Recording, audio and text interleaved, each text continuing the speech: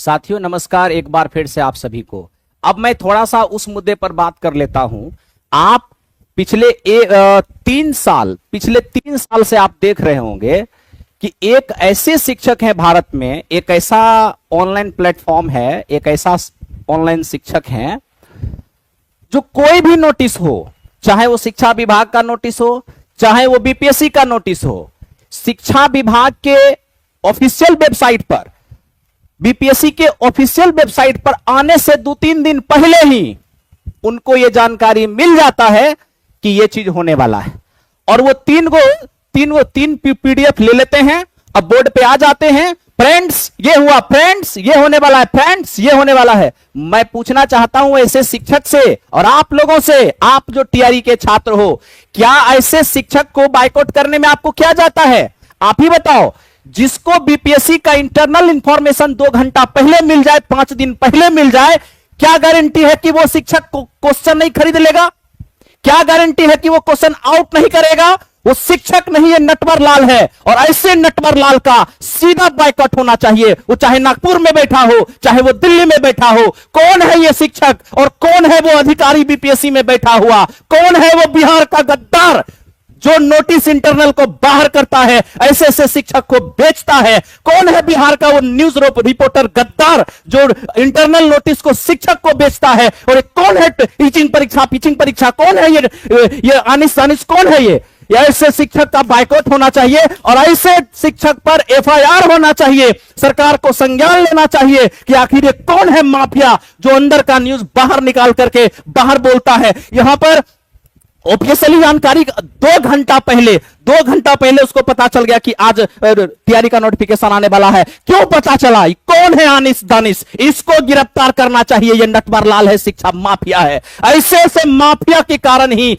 Question out होता है, question leak होता है। इस माफिया को एकदम बर्दाश्त नहीं करना चाहिए। मैं टीआरई के 15 लाख छात्रों से ये आग्रह कर रहा हूं, या आप लोगों से निवेदन कर रहा हूं कि ऐसे शिक्षक का बायकॉट करो, ऐसे शिक्षक को साइड करो। माफिया है, गुंडा है। ऐसे शिक्षक गुंडा है, शिक्षक कहलाने के लायक नहीं है। ऐसे ऐसे शिक्षक के कारण ही सरकार का मन बढ़ जाता है। ऐसे ऐसे शिक्षक के कारण ही सरकार जो मन करता है वही करती है। यह पता लगाना पड़ेगा। आप माननीय शिक्षा मंत्री क्या कहते हैं कि हमको गुणवत्तापूर्ण शिक्षक चाहिए। आप गुणवत्तापूर्ण शिक्षक लेने से पहले आप गुणवत्तापूर्ण अधिकारी नियुक्त करिए, ईमानदार अधिकारी नियुक्त करिए। शिक्षा विभाग में बीपीएससी के अधिकारी के रूप में आप दोनों ही आयोग में देखिए कौन है वो बिहार का गद्दार जो इस तरह का काम करता है, नोटिस बेचता है, जानकारी बेचता है, सिलेबस बेचता है। कैसे पता चलता है उसको? अगर आप नहीं करते हैं तो वैसी स्थिति में एफआईआर उस शिक्षक पर भी और आयोग पर भी किया जाएगा कि आखिर यह चीज कैसे होता है। शर्म से डूब मरना चाहिए ऐसे शिक्षक को जो ये काम करते हैं। चाहे वो दिल्ली में बैठा हो, चाहे वो बिहार में बैठा हो, कहीं भी ऐसे शिक्षक हैं। आज सिलेबस जब जारी हुई, छात्र को लगा जैसे पहाड़ टूट गया, लगा जैसे ज्वालामुखी छात्र के सर पर फट गया। छात्र चिंता से मरा जा रहा है कि कैसे मेरा प्री होगा, कैसे मेरा मेंस होगा। इतना जल्दी सिलेबस बदल दिए हैं, तुरंत 1 महीना में कैसे जीकेजीएस पढ़ेंगे?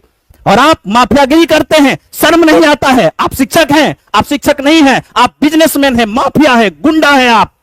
ऐसा काम आपको नहीं करना चाहिए। शर्म नहीं लगा जरा भी कि आज हमें छात्रों का साथ देना चाहिए? आप छात्रों का साथ नहीं दिए। आप क्या किए? कोर्स ले आए, ये कोर्स ले लो, ये कोर्स ले लो, ये कर लो, वो कर लो। ऐसे शिक्षक समाज में मैं भी एक शिक्षक हूं, इसका मुझे शर्म आता है और मैं अपने आप को जूता से अपने आप को मार लेता हूं। ऐसे ऐसे शिक्षक जूता के लायक हैं जो छात्रों का साथ नहीं देते हैं और कोर्स बेचते हैं। अभी भी हाथ जोड़ते हैं आप सभी शिक्षक से कि कमा लीजिएगा, अरबपति करोड़पति बन जाइएगा, लेकिन थोड़ा बर्दाश्त कर लीजिए, थोड़ा रुक जाइए, कुछ दिन रुकिए। अभी जरूरत है छात्रों का साथ देने का। छात्रों का साथ दीजिए, कुछ नहीं बिगड़ जाएगा 2 दिन 4 दिन में छात्रों का साथ देकर। उसके बाद बेच लीजिए का कोर्स जितना बेचना होगा। मैं तो यहां पर देख रहा हूं, पटना में भी कुछ ऐसे शिक्षक हैं जो छात्रों के भावना से खेल रहे हैं और खुलेआम कह रहे हैं कि मेरे जैसा हिंदुस्तान में कोई नहीं पढ़ाएगा। टीआरई 4 हमारे कोचिंग से ज्यादा कोई पढ़ा ही नहीं सकता है। आप कितना गलत पढ़ाते हैं हमको नहीं पता है। आपके सब्जेक्ट को जानने वाले लोग पग पग पर पकड़े हुए हैं, आप कितना छात्र को गलत पढ़ाए हैं। सबूत पर उतर जाएगा ना आदमी तो बताएगा कि आप कहां कहां गलत पढ़ाते हैं। और चिल्लाते हैं कि हमारे जितना कोई नहीं पढ़ा सकता है भारत में। शर्म नहीं आता है क्या? भारत में आप ही एक शिक्षक हैं और कोई शिक्षक नहीं, और सब शिक्षक मुआ गया क्या? लाश शर्म घोर के पी जाते हैं। अभी भी अगर थोड़ा भी इज्जत सम्मान बचा हुआ है, अगर शिक्षक की मर्यादा है अंदर में, अगर बिजनेसमैन बन गए हैं तब तो बन जाइए, तब तो आपसे कोई उम्मीदें नहीं है। लेकिन अगर शिक्षक का थोड़ा भी गुण मौजूद है, थोड़े भी अंतरात्मा में अगर आपको है विद्यार्थी के प्रति संवेदना, तो एक साथ आइए, एक साथ खड़े होइए विद्यार्थी के लिए कि सरकार से अनुरोध कीजिए, विनती कीजिए कि इतना जल्दी सिलेबस में बदलाव ना किया जाए। अगर कुछ करना ही है तो 5.0 से कीजिए, उसका अभी इंफॉर्मेशन दीजिए। 5.0 में 1 साल बाकी है, 1 साल में छात्र पढ़ लेगा, तैयारी कर लेगा। यह बात आपको नहीं बोलना है। आपको थोड़ा भी शर्म आया ये बात के लिए कि कैसे हम बोल रहे हैं ये बात कि ये ले लो 599, 799, 699 प्री पास करेगा तो ही मेरा प्री पास करना सबसे ये है, सबसे वो है। मतलब आप प्री मेंस में सिलेबस बताने लगे, आप प्री मेंस में लड़का को आइडिया देने लगे। शर्म नहीं आया? जबकि आपको अभी क्या करना चाहिए था?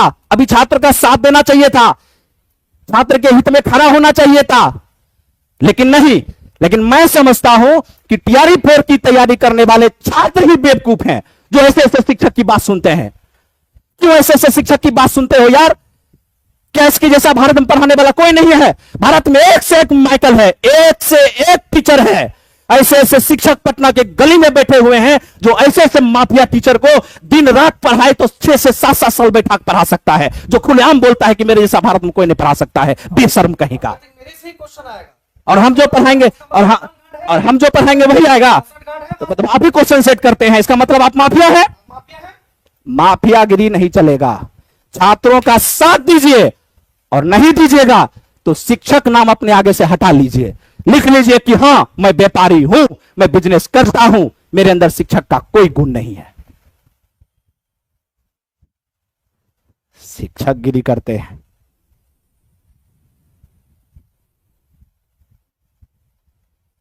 और पूरे हिंदुस्तान में सब टीचर गोबर खा रहा है, सबके दिमाग में गोबर भरा है। आप शिक्षक हैं। ऐसे ऐसे कोचिंग माफिया और कोचिंग शिक्षकों से बिल्कुल ऐसे लोगों को बायकॉट करो भाई लोग, और ऐसे लोग को कहो कि साथ दीजिए मेरा, अभी आपके साथ की आवश्यकता है।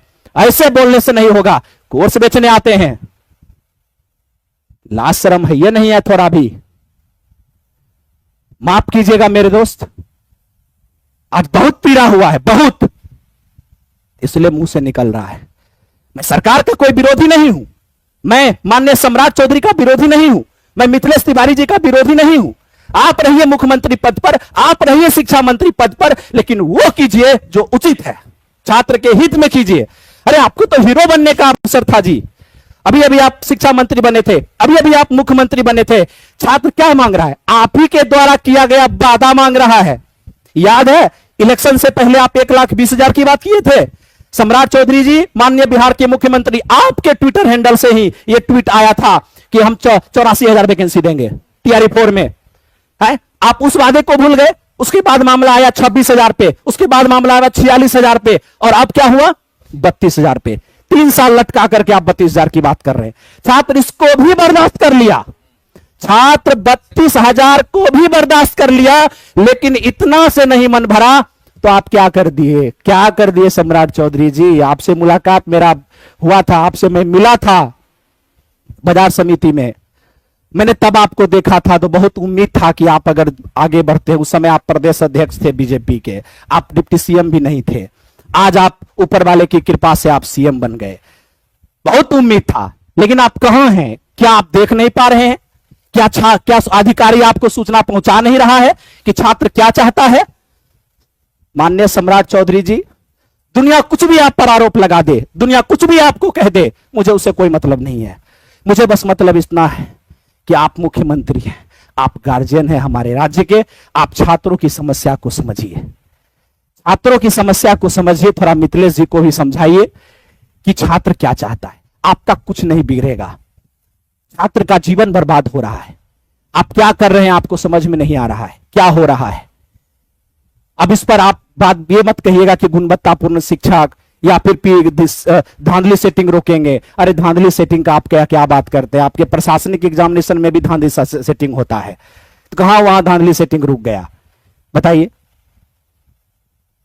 आप गुणवत्तापूर्ण की बात करते हैं, एक शिक्षक पहले ही इंटर पास है, ऑनर्स पास है, बीएड किया है, इंट्रेंस बीएड दिया, बीएड पास किया, इंट्रेंस डीएलएड दिया, डीएलएड पास किया, सीटेट 1, सीटेट 2, एस्टेट 1, एस्टेट 2, इतना एग्जामिनेशन ऑलरेडी पास कर चुका है।